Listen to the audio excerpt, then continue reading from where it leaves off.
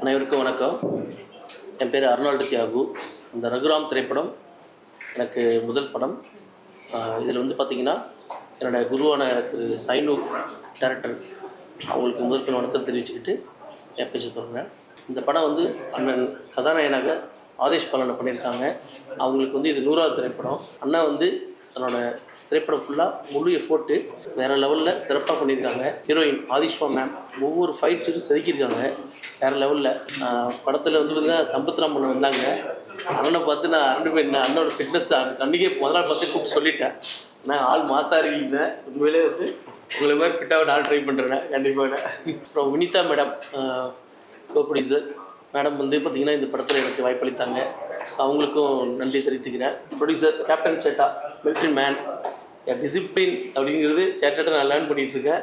So இந்த திரைப்படம் வந்து முழுக்க ஃபாரஸ்ட்டில் எடுத்திருக்காங்க.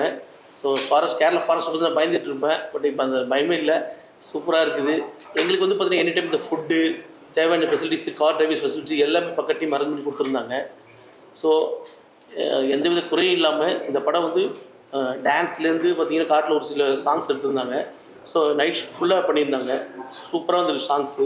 ட்ரைலர் கூட ரிலீஸ் பண்ணி ட்ரைலர் பாருங்கள் எல்லாருமே. கண்டிப்பாக திரைப்படம் சிறப்பாக இருக்குது. ஜனவரி 30 ரிலீஸ் ஆகுது.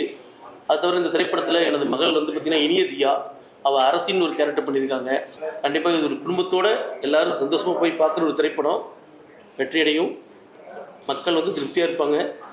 நன்றி, அனைவருக்கும் நன்றி.